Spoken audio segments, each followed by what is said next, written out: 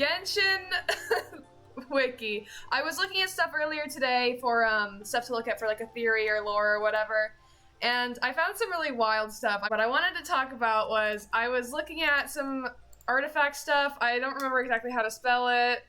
This stuff right here, it mentions Conria, which is interesting. So it's this one right here mentions Conria.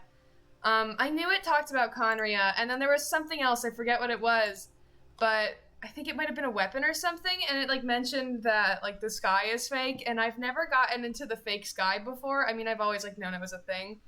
But I want to actually like look at the fake sky stuff. It says, when Conria was destroyed, a great sinner created endless monsters with alien dark blood flowing through their veins. So that was really interesting to me because it said like a great sinner and not like a bunch of them. So that doesn't refer to like the abyss monsters at all, I don't think. It refers to like one person. And it says created endless monsters with alien dark blood. That's got to be like beings with Kaeya, like Durin and stuff. If you don't know, Durin is the big dragon that like makes up dragon spine. And Durin was a big dragon made from alchemy, basically, and it's from Conria. So whoever made Durin, which I think was either Ryan Dotier or Gold, like, they must be referring to that person here, which is weird because, like, the rest of these materials don't mention, they're all about Morax, right? None of the other ones mention anything about Conria until the last one for some reason, which is so, like, bizarre to me. I really don't understand it, so I just want to, like, just get into this stuff a little bit, because this is very strange to me. So this is, like, the smallest, the worst one. It says, a black meteor once fell beyond Liyue's sea of clouds, said to have fallen to vanquish a monster. However, it was stained by powerful tainted blood, so this item no longer possesses the pure power of Rex Lapis. Okay, that's interesting. I didn't see the part about tainted blood. I'm gonna leave this tab open. There was the thing with the Dvalin's, I guess it was like a tear. It wasn't necessarily blood, but Dvalin's tear? Let's talk about this for a minute. What's the deal? Like, that feels, not the first comment on this. It feels like, similar to the tainted blood. The sustainer of heavenly principles is the unknown god, right? So, I feel like she's one of the celestial gods. There's 3 of them. I feel like she's at least one of them. Maybe all 3 of them combined. I don't know. But I've dropped my little idea. I like was entertaining the thought of Paimon being a celestial god, but then I thought about it more and I was like, well, Paimon has a name from the Lesser Key of Solomon, like the Archons do, and they're not technically celestial gods. I mean, like, they are gods who work for Celestia, but they're not technically the 3 celestial gods. You understand what I'm getting at. The point is that Paimon fits the criteria to be an Archon basically for everything other than like what she looks like and what she does. So I don't think that she's a celestial god, but also at the same time, the sustainer of heavenly principles, I just caught myself because the sustainer of heavenly principles aren't they named Asmodee or something, which is like Asmodeus from the Lesser Key of Solomon. So we really don't know anything. We are really just head empty, no thoughts, honestly. But anyway, back to this thing. That reminds me of what is it? The tainted blood reminds me of the Archon of Conria is a good idea. That is a good idea. And do you ever think about how weird it is? I keep getting off track, but well, we're gonna be here for an hour, so I have plenty of time to get lost. But the point I was gonna make was, let's take a quick look at a chessboard, okay?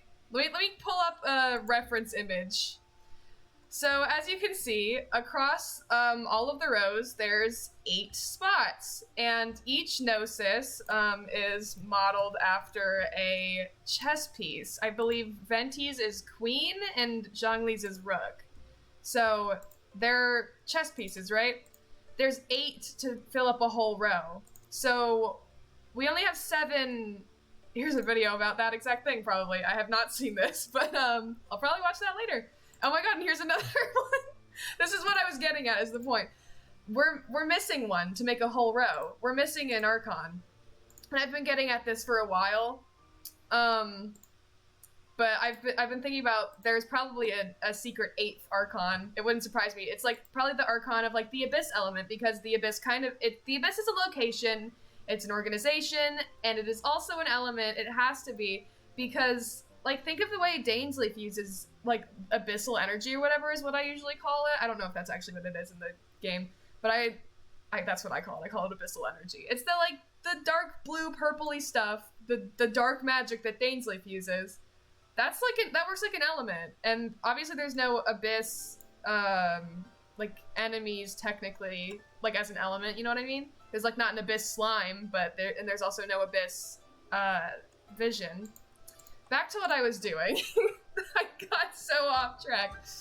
Oh my god, Khaenri'ah on the brain. Okay, this is still Khaenri'ah. So what I've been meaning to say for like the past 10 minutes is this tainted blood reminds me of the like tainted tear from Dvalin, and those are both related to this is related to Khaenri'ah, this is related to the Abyss Order. The Abyss Order and Khaenri'ah you could basically use interchangeably if you really wanted. So ooh, Traveler's Twin has the Abyss Gnosis. That's interesting. I don't know if they would have it. I feel like if anybody were to have it, it would be Dainsleif, but I don't know. Dainsleif is just so sus to me. I don't trust him at all, especially after when he abandoned us and took the Field Tiller's eye with him. Like, no, I don't trust him for a second, dude.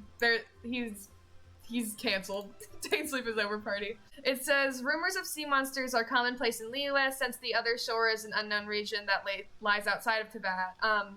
Without the protection of the Seven, all that lies beyond is unknown chaos. Only power beyond the Order of Teyvat is able to sustain the power of Rex Lepus Black. Okay, so Dainsleif is a really interesting character. I really like him. I think he's well written. I don't appreciate his slander of the Archons. I'm very protective of them. I love them very much.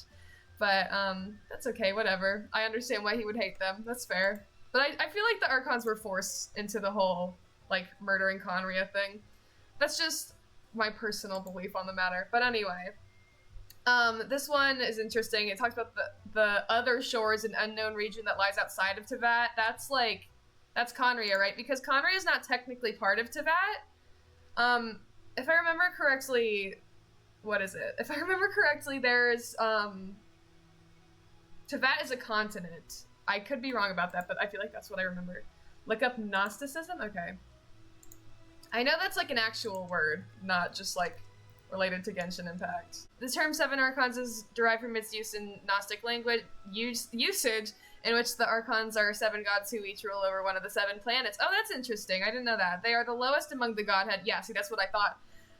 That they're the lowest, right? The Archons are the lowest part of Celestia, because there's the 3 celestial gods, and then under them is the Archons. People tend to get them confused. I remember I was talking to one of my friends about this, and I was telling her about the celestial gods control the Archons or whatever. She was like, what do you mean? The Archons are the celestial gods? Like, kind of, but yes, but also no.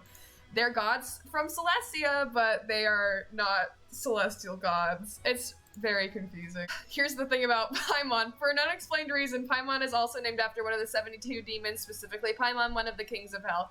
That's interesting. I don't really know what to do with that, honestly, at this given moment in time. It's really interesting, though. So we, like, basically have, like, I don't want to say confirmation, but I do want to say a mega hint that the Archons are being manipulated by Celestia. That's always been, like, a thing that I've thought, is that they're being manipulated by Celestia. I don't know. That's what my whole Khaenri'ah theory is based around, is that Celestia said, Celestia told them, hey, go kill everybody in Khaenri'ah or else we kill you, basically. That's what I think happened, but I don't know. I didn't write Genshin Impact. This next thing. Okay, I keep getting distracted. The coastal nations of Teyvat refer to the region beyond the protection of the Seven as the Dark Sea. It is said that...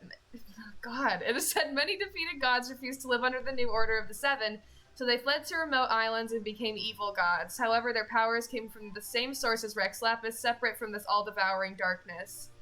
That is... Man, I don't even know where to begin with that one. That's real wild. They said, yeah, the Dark Sea is the Abyss, is just the ocean and continents across the sea from Teyvat. So Teyvat seems very closed off from the outside world. I'm pretty sure Teyvat is just a continent, and it's not, like, the entire, like, planet, you know what I mean? Teyvat is the world setting. Okay, but, like, what is it? It's a continent, I thought. Come on. It's not telling me. Oh my god, dude, I can't wait to meet the God of Wisdom. I'm gonna freak out when we meet them. Oh, dude. Like, because the God of the Woods was the original, what is it? Dendro Archon. And they died in Conria. And it doesn't say that, like, they died in the battle. It just says they died when disaster descended, whatever that means. So, that's a lot to unpack. Back to, oh, Conria. There we go. Okay, this is interesting. It says other nations, I don't know if this is saying that they're in Teyvat or like not related to Teyvat, but Conria, ancient civilization, I know all this. There's Kaeya, there's Celestia. The Dark Sea is interesting. The Dark Sea is a collective term for the regions beyond the continent. Yeah, it is a continent. Continent of Teyvat. It is believed that the gods who were defeated in the Archon War and refused to live under the Order of the Seven fled to the Dark Sea. That's really, ooh, that opens up a whole new realm of possibilities. Like, we could do so much with that. Oh my goodness. Okay, so I'm trying to think, like, who do we know that could be, like, in the Dark Sea or from the Dark Sea? That's so weird. I literally have not heard of the Dark Sea, like, it being referred to like that. I always knew Teyvat was a continent, but I've never heard it, like, referred to as that, ever, so that's really interesting. There's Salvin Dagnir, Heartbreak City. I cry about it every day. It's a very sad story. I made a whole video about it, and it broke me. What are they saying? This is Willie the Traveler on the Genshin Impact Fandom.com. As is known to all, Teyvat means arc, so there could be a sci-fi suspect that this world is actually a spacecraft floating in the universe, and we are living inside the ship from stem to stern. The sky we see might be holographic projection, which could explain Scaramouche's words. Okay, actually, I wanted to get into this. There was, I don't remember what I was reading in the game. I was reading something in the archive, and it mentioned something about, like, the sky being, like, a firmament, like what people say about flat Earth, which isn't true. The Earth is not flat. But perhaps it is in Teyvat. I think it's supposed to be a mystery whether Teyvat is a continent or not. There's a few suggestions that Teyvat is a plane, like when we travel to the Golden Apple Archipelago. I think I remember some dialogue about being in another world entirely. I feel like I remember that too. Then there's a whole question of how the traveler arrived to Teyvat. Yeah, that's a good point. I don't know, man. The Dark Sea, it could... Maybe the Dark Sea is the part... Okay, hear me out. What if Teyvat is... You're right, what if it's just like a plane, just like a flat sort of area? It's like almost like a simulation, and the Celestial Gods are in charge of the simulation. They said there's a firmament. I need to find that so I can, like, prove it, because I'm just saying stuff without... If I just type it in here, it'll probably find it, right? Did Official talk about it? I don't remember what it was in. But I know it was... Oh, it was the Chaos Oculus, I think. Yes, it was. It says, I'm starting at the last paragraph. In the ancient past, these ruins were once part of a civilization mighty enough to almost touch the dome of the firmament, while ruin still waits in the deep places of the earth, awaiting the order to arise and tread all kingdoms underfoot.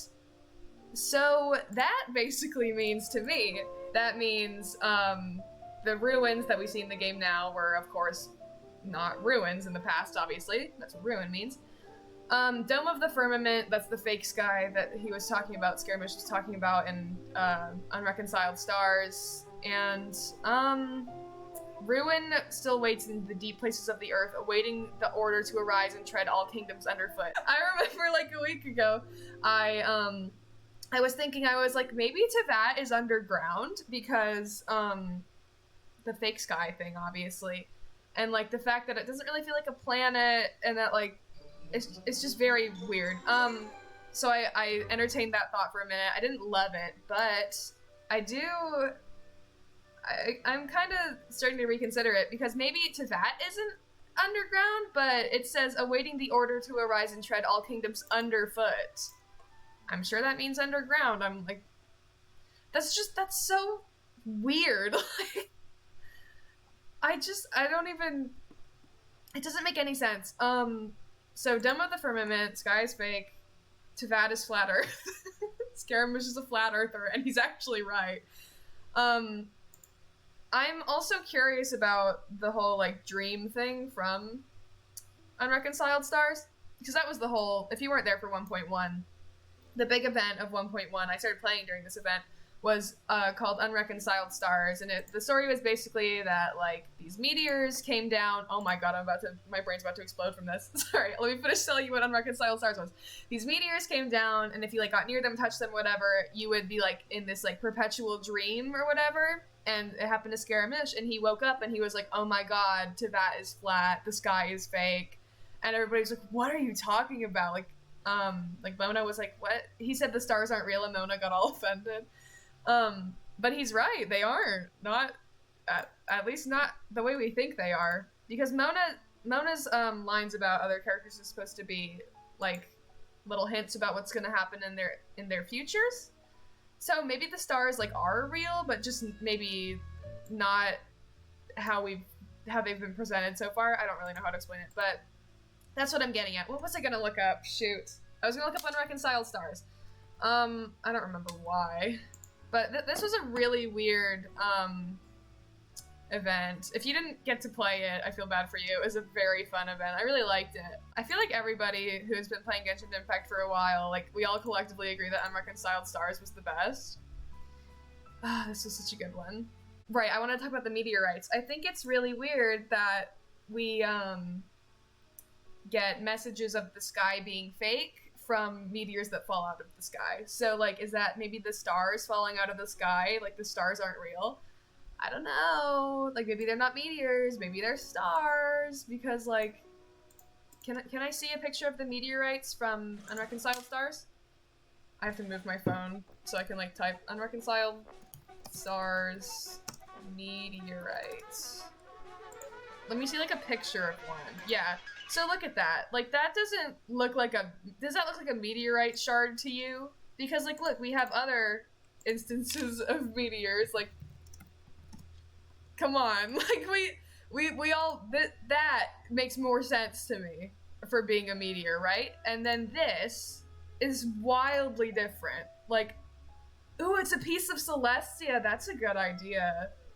Ooh, I might need to make a video about Unreconciled Stars. This event was insane.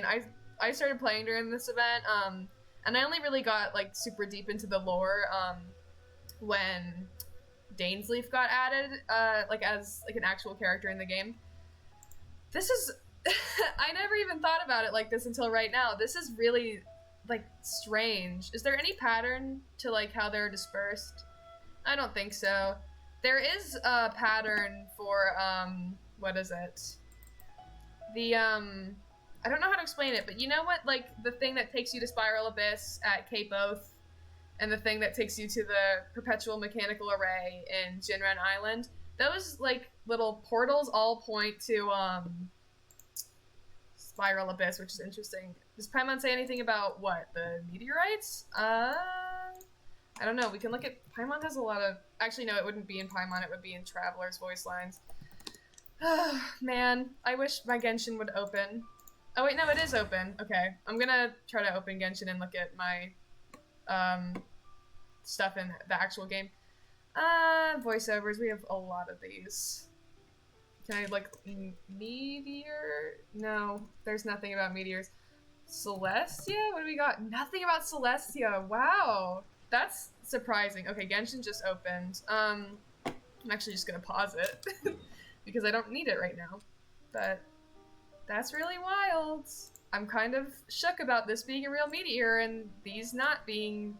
I mean, I don't know. It probably is a piece of Celestia. Cause wait, hold on.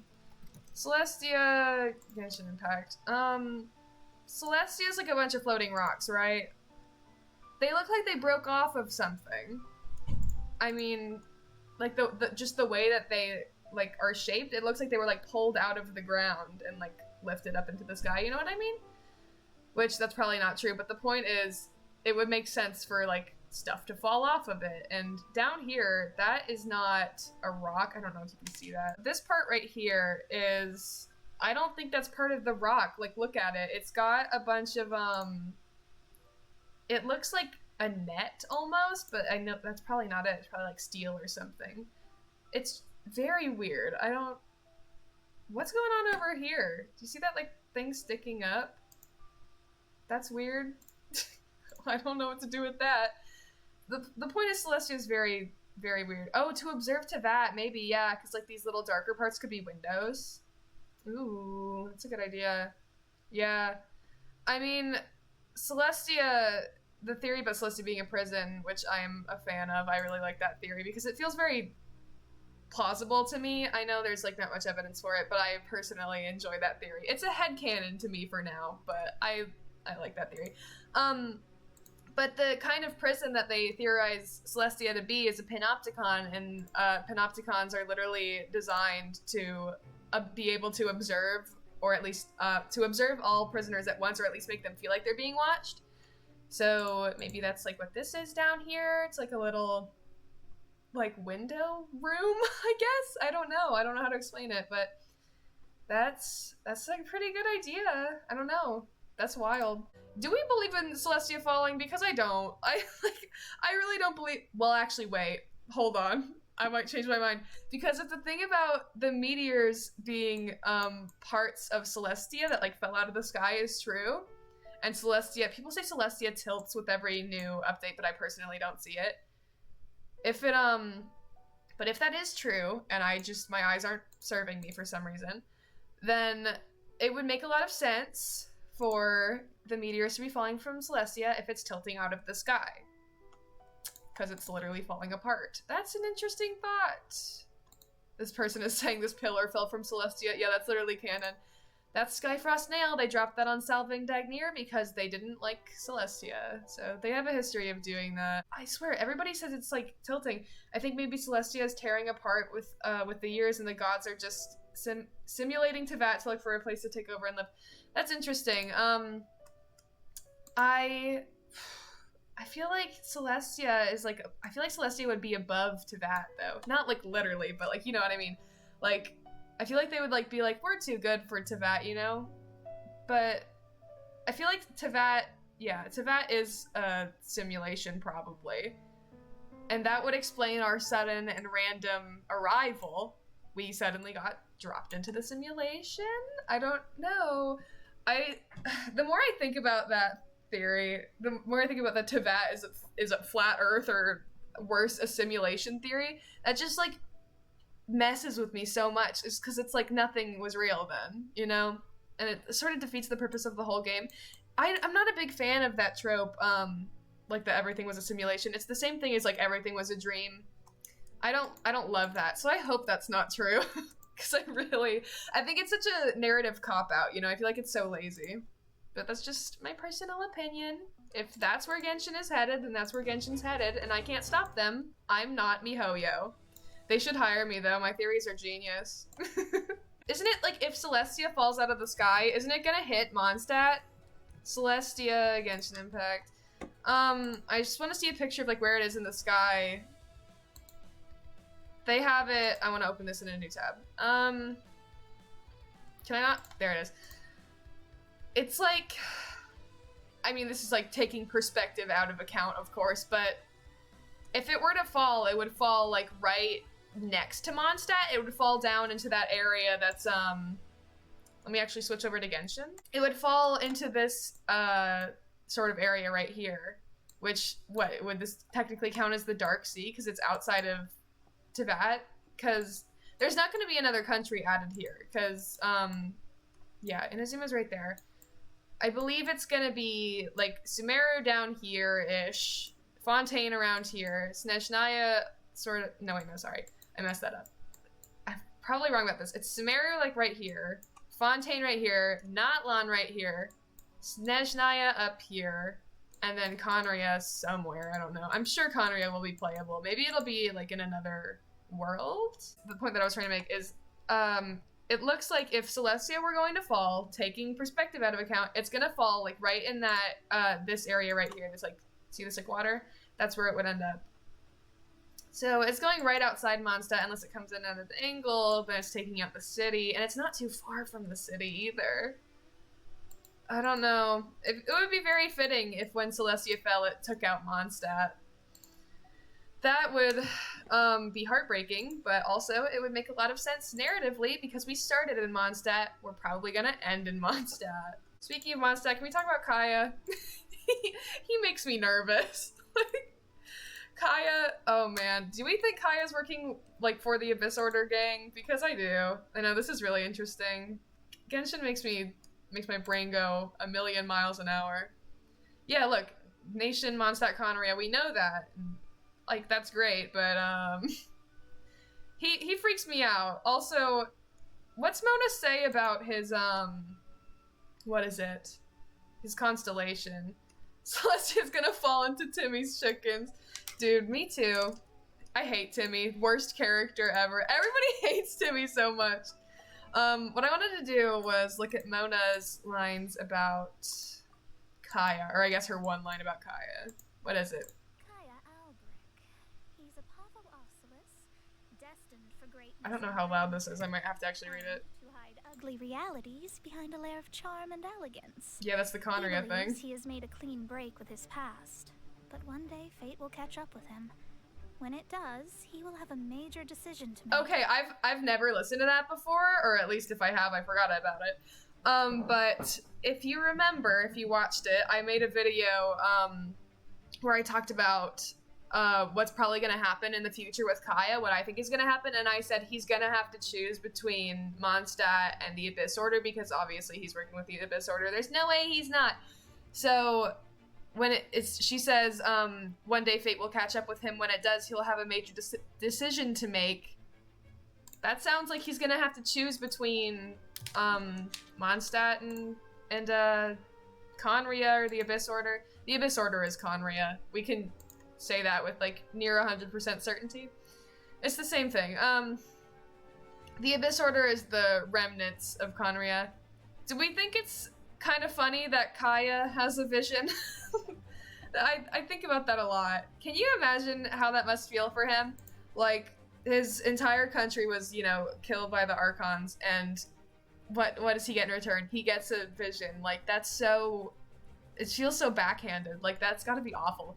And I don't think it was... This is the... I was just gonna... Sorry, I got sidetracked listening to the music. I was like, I know what this song is. It's the Dvalin boss fight music. It's good. What was I saying? I got excited about the soundtrack. God, this goes hard. Why would Conria send a spy? It makes me think that Paimon is a spy from Celestia. Ooh, that's interesting. I've always thought Paimon is kind of sus because nobody knows like what she is. Like even people who like should be like reliable sources of everything to us, like Zhongli doesn't know who she is or what she is. Venti doesn't know who or what she is. Dainsleif doesn't know. All three of them should be like solid sources for us to rely on, and yet we can't. So it's just weird. I don't really know what to do with that. I think Conria would send a spy because, I mean, the closest thing in Mondstadt, at least, to what is it? To Barbados is the Knights of Favonius because he literally like co-created it with Vanessa. So if they were going to have like a way to get close to Barbados to like, I don't know, kill him? Like, I don't know what they want to do with him. But if they wanted a way to get close to Barbados, the easiest way to do that would be to enter the wine industry, like what Kaeya has done, or at least with his family, with Diluc, and to become a Knight of Favonius. And he's a high-ranking knight, too. He's a captain, so But that also makes me wonder, are there spies from, like, the Abyss Order or Conria in every nation? And if so, like, who's our one from Liyue? Who's our one from Inazuma? Like, who can we trust? I don't know if we necessarily have spies in every country, but, like, wouldn't that just be heartbreaking if that was true? If, like, at some point in the future you find out that, like, just this random person has been a spy the whole time. Is there anybody who, like, stands out as, like, suspicious to me? Let me open the character archive really quick to check this out, because now I'm having a crazy thought. Okay. So who seems sus? Kaeya is our Mondstadt spy, right? Let's start with Liyue then. Who would be a spy there? I'm trying to think. Ningguang is very powerful. She could be a suspect. That would be really crazy if half the cast turned on us. Beidou I don't think is a suspect. I think she's safe. Xingqiu I feel like is too young. Same with Xiangling. I feel like she couldn't hurt anybody. Look at her. Precious. Changyan, no. I don't think so. Chi-Chi's an interesting case. Chi-Chi is maybe... Okay. How did Chi-Chi die? I'm not very familiar with her story, but Chi-Chi's dead and has no recollection of her life before she died. So maybe she was a spy for the Abyss Order, and maybe she doesn't even know it. That's kind of crazy. That's an interesting thought. I don't believe it, but that would be crazy. Zhongli, obviously not. Xiao, obviously not. Hu Tao, there's no way. Like, Gan, you know. It's an interesting thought, but I don't know if it would make any sense, like, with the characters we know now. Like, maybe with characters they would introduce in the future, but, like, as of now, with the characters we know, if anybody's a spy, I feel like I can't trust anybody in Genshin. Like, that's how I felt when Dainsleif told us about, like, what happened in Conria, that the Archons killed everybody there. I legit wanted to cry. I felt like my trust had been, you know, broken. I was like, I trusted you guys. I trusted Zhongli and Venti, and to be fair, Zhongli is still one of my faves. I still love Zhongli with all my heart. I don't care if Zhongli committed genocide, because I think that they had to preserve, Liyue. So, you know what? I understand. Of course it sucks, but also I feel like Celestia, like, threatened all of the Archons. They were like, we're gonna take your Gnosis, or we're gonna kill you, or we're gonna kill everybody in your country. It's just, like, something like that. The point is, it's not a good situation for anybody involved. Back to Kaeya, though. I don't even know where to go with him. He's a self-proclaimed anti-hero with an attitude problem. I don't know if he has an attitude problem.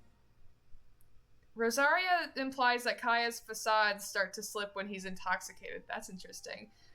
Same diamond-shaped pupil as Dainsleif. Let's go to Dainsleif. Let's check this man out, because I don't trust him at all, dude. He scares me. I'm gonna be real with you. Dainsleif scares me. I don't trust him at all. Let's get into it. Okay, helping the Traveler investigate an Abyss Herald. Also, wait, whoa. I just wanted to bring something up real quick. Child's, I just need to get, like, a quick video of, you know what, no, it'll be more fun if I go do it myself. I'm gonna go fight Child just real quick. It's gonna be fun, it's gonna be fine. Because I need to prove a point. Okay, there it is, that, animation right there, that's the exact same as the, Abyss Heralds. So I just thought that was worth noting. Because he hung out in, what is it? This is Doombane. I just noticed the song. This is Xiao's music. This is a remix of it. It's good. Anyway, God.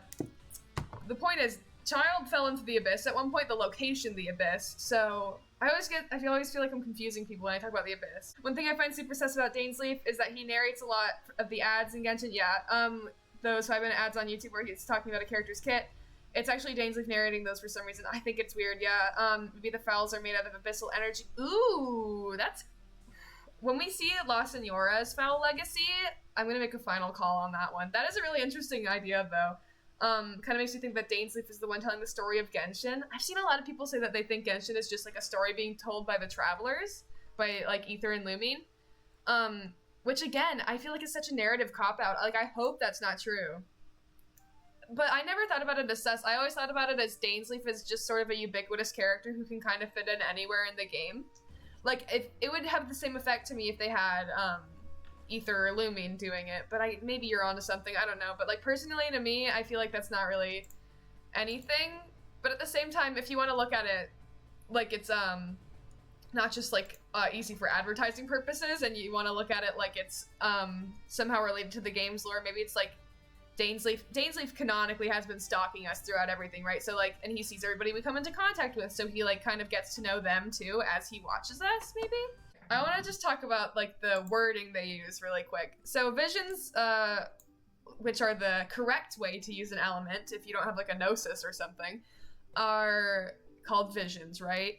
vision just normally means like you see stuff. A lot of people, I've seen, not a lot of people, but I've seen a couple people like say to me and like comments on my YouTube videos and stuff, they've been like, oh, maybe the Celestial Gods or the Archons are watching people through their visions. If anybody, I don't think it would be the Archons, I think it would be the Celestial Gods. And then delusion's interesting because in other languages, delusion like already means like swayed perception in like just our normal language, but in all of the other translations in Chinese, Japanese, Korean, it all translates to evil eye, which is interesting. So don't know what to do with that. Do we think Signora has a vision, or does she have multiple delusions? Because in the scene where we see her take Venti's Gnosis, she uses cryo. She like freezes his legs or whatever so he can't run away.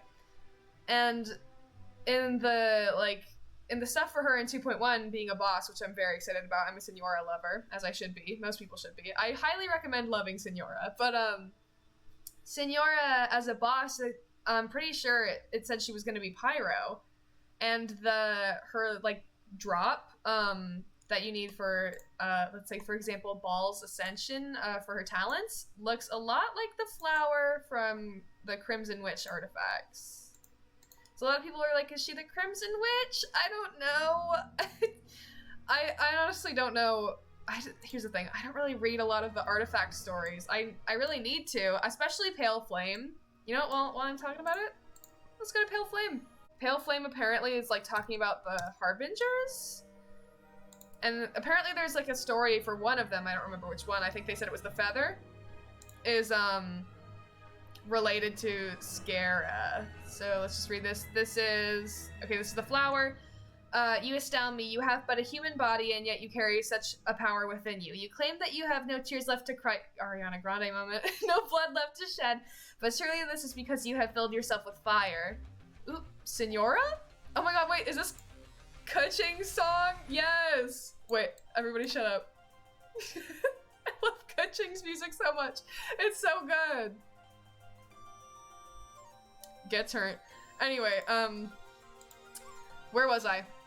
Surely this is because you have filled yourself with fire. That makes me think about Signora possibly being the, Crimson Witch. Though your body has been covered in scars, fierce flames are all that now may flow like molten iron from your eyes and your wounds. But we appear to have gotten off topic, me, today. The reason I follow the trail of smoke and tracked you down is that I wish to strike a deal with you. Let the flames that now devour you be extinguished by the grace of Her Majesty. What say you? Okay. That feels very much so like, that's the Tsaritsa talking to the Crimson Witch, which has to be Signora, apparently. What do you think about Ball being, what is that? Possessed? Paused? I'm gonna say possessed by the Archon that came before her. So the old Archon could live in eternity within a vessel that suits her. Oh my god, that's a crazy idea. I've been on the thing that like Ball is split into multiple people, and I do believe that. That is a really crazy thought though. I mean, Ball is just such an interesting character. Like, I feel like she could go anyway. Like, for all we know, I could be completely wrong about her being split up into multiple people. And Scaramouche is a failed vessel. Yeah, I do believe that he's related to her in some way. I don't know if he's a failed, like, Exuvia form, I guess, or if he's, like a split off of her, because Ball in Demonology has 3 heads, and to complete it, because I think that Yai is also part of Ball, so it would be Yai, Raiden, Shogun, and Scaramouche. So, I don't know. We know people can split into more than one, but I keep reiterating that. I want to just get onto something else, because I could go on about that forever. Anyways, I do think that this is talking about La Signora being the Crimson Witch. Let's go to this. This is interesting.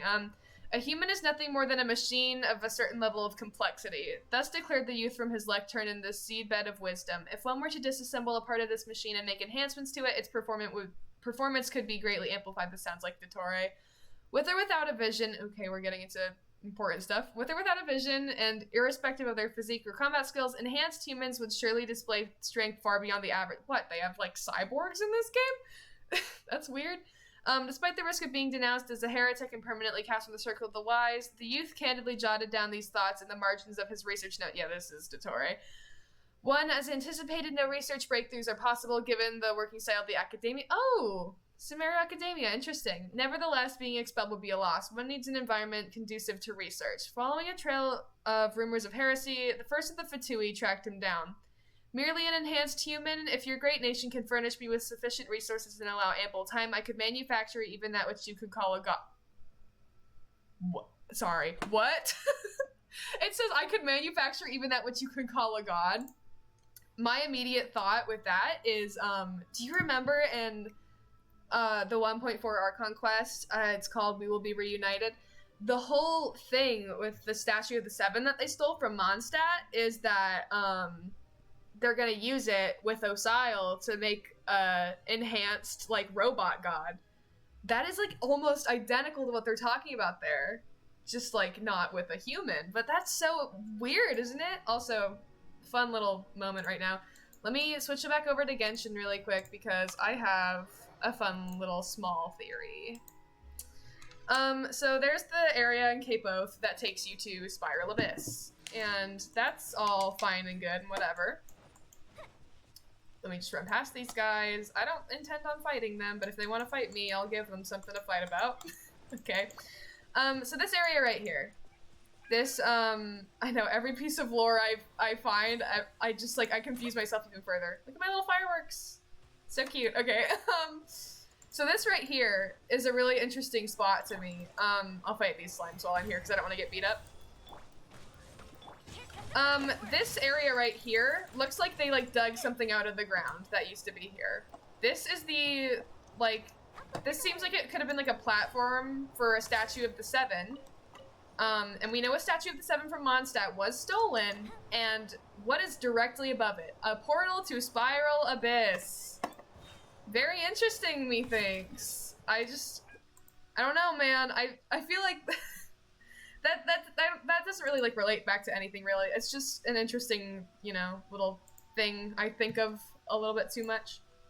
But anyway, that's the feather of Pale Flame, so that's about Dottore and, something about, what is it? Something about making an enhanced person.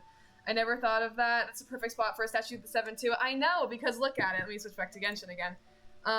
But, like, in the rest of the map, they're all, like, pretty, like, spaced out. Okay, well, this area is kind of empty, but, like, there's not one near here at all. Like, you have to walk pretty far from the nearest, statue in Mondstadt, excluding the Dragonspine one. You have to walk all the way over here. Like, that's really far. You could normally, like, get to a statue, like, quickly. That's far. There could be a statue here. I don't know. There's no spots in Liyue like that. I haven't found, Inazuma's not fully out yet, but I haven't found anywhere in Inazuma like that. So I think they're only going to be stealing the statue of Barbados, but it wouldn't surprise me if they also got one of Morax, if they also got one of Ball. Like, it wouldn't surprise me. Anyway, that's just a little interesting thought that I had. I just thought I should share with the class. Let's get back to Pale Flame. This is an interesting artifact set. Money is the lifeblood of the world, and the pathways along which it flows are the world's arteries. Then, the center of the world is a heart made of gold. He was not one of the favored and could only pursue worldly power, but though money ought to mean nothing to the gods, they held it firmly within their grasp nonetheless, along with the countless other forms of power that they wielded. I have no idea who this is talking about. Perhaps he lusted for money because he had once been destitute, or perhaps the fact that the gods had never looked upon him with favor ignited a burning desire for resistance inside him. The people of the land from which these coins hail revere contracts above all else. In the name of money, I shall respect the contract between us. We shall, by whatever means necessary, become the heart that pumps money around the world. And when the moment comes, the heart shall cease beating by our will alone. Ooh, this last part right here, these last 4 lines kind of makes me think of how, what is it? The Fatui were sort of involved in Morax's death. And that, you know, Morax is obviously the god of money and stuff. The sole creator of money who ruined the whole economy of Teyvat by dying. And it just so happens that you fight a member of the Fatui, a Harbinger, in the Golden House, which is Teyvat's only mint. So that's interesting. But I don't know. These are supposed to be about Harbingers, so I don't know who specifically this would be about. Anyway, this one. He was born with a face fairer than any other, destined to a long life and hollow will. He was a transcendent being, divinely created, but he was cast aside like worthless dross. This is Scaramouche. Yet, due to an error that cannot be known, he roused himself from slumber and began to wander the mortal realm. Before the Fatui found him, he had drifted for countless years, and in that time, this is what experience had taught him. I am a human who surpasses all others. Even the gods daren't meddle in my fate. Neither mortal nor god nor fate itself is qualified to be my judge. I am free to choose how I wish to spend the remainder of my days. Since these mask-wearing people are so fun to be around, I think I'll become one of them. Okay, yeah, that's Scaramouche. Yeah, okay. He's definitely related to Ball Gang. That confirms it for me. What was I gonna say? I just think it's interesting that he says, fate itself is not qualified to be my judge. That's related to Mona, of course. And he has had plenty of interactions with Mona from Unreconciled Stars. So, that's very odd to me. I don't know. It's like he's kind of dissing Mona there. And that also, to be fair, goes with what I said about him in my last video I made, where I was like, the video I made, Scaramouche is part of Ball. I said Scaramouche is the part of Ball that understands the dangers of Celestia and wants to distance himself from divinity. That's what this is saying to me. Thank you so much for hanging out. Thank you for the follows tonight, and I will see you tomorrow at 10 p.m. EST for more Genshin.